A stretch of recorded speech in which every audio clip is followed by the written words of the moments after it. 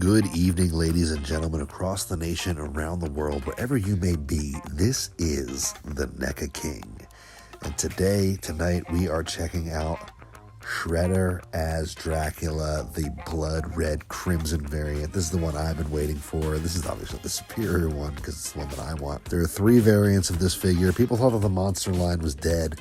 It is not dead. Here's where I make some shitty joke about it being undead, a zombie, it's rising from the grave, it's been reanimated, whatever. This is the first of what's going to be a few new figures that were previewed months ago.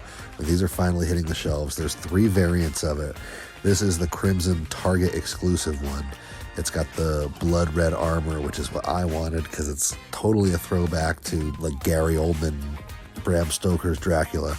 So I was waiting for this one. There's 3 of them. There's a black one, which is everywhere. There's a blue it's like purple and gold variant. That's a Walmart one, which I don't think anybody's seen in the wild yet. And then this one, which is just hitting the shelves. They all have basically the same accessory loadout. You got this sort of like vase thing. I don't know what that is. It's got some kind of secret potion in it. Is there blood in there for Dracula to drink? You got dead rats, a turtle skull, like a snapping turtle skull. You got obviously extra hands. I love the fucking turtle with the candle, wax dripping all over it. And then there's 3 heads. You got like the samurai head, a scratched face, and then this over here, which is like the regular Shredder helmet. So you got like 3 different looks. If you wanted to, you could get all 3 variants and then display them with whichever heads you like best, because all 3 of the heads are fucking cool. I actually can't decide which one I like best. This is the one that is on the cover of the box. Full samurai head, spooky looking, but you can't see the eyes. And there's one where you can see the eyes, and he's got like teeth. And then there's one with no samurai helmet at all. He's got the scratch on his face, so you know it's Shredder. It looks great. It looks amazing, actually. Great is kind of an understatement. A lot of attention to detail, a lot of tiny little stuff. It actually has a little chain that dangles down. I didn't realize while I was filming this because it's tucked behind the chest piece. I had to sort of like wiggle it out, but it doesn't show up in any of this footage. Really beautiful, man. I'm kind of blown away, and it looks especially good in this red. I think it looks cool in the black. It looks cool in the purple, blue. But this just looks especially good. The problem that you run into, what you're going to run into with all figures like this, is he's like wearing a lot of clothes, but it's not soft goods. It's very lacking in the posing department. Like, not totally lacking. It's not really, really bad. But you're going to be limited in all kinds of ways. The shoulder pads, what is that? The part of the robe that's coming down over his thighs.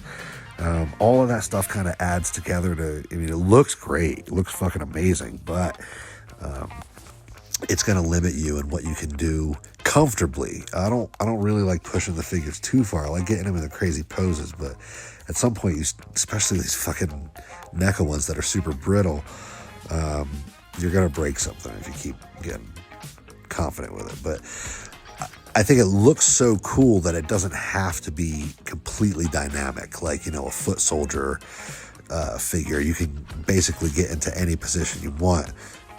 Pause, as the Zoomers say. But with this, you're going to be more bulky and weighed down. I love the cape. The only thing that I don't like about the cape, here's the thing.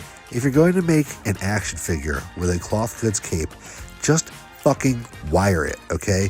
I understand it's a little more complicated with one like this because it's got the kind of sharp points at the bottom, and you have to, the wiring would be. It doesn't actually have to be.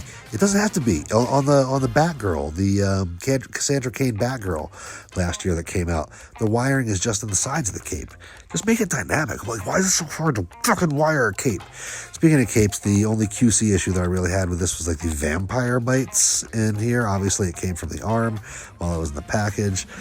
I'm not going to go through the rigmarole of returning it. I think just long term, I'm just going to try to find a wired cape to replace it with.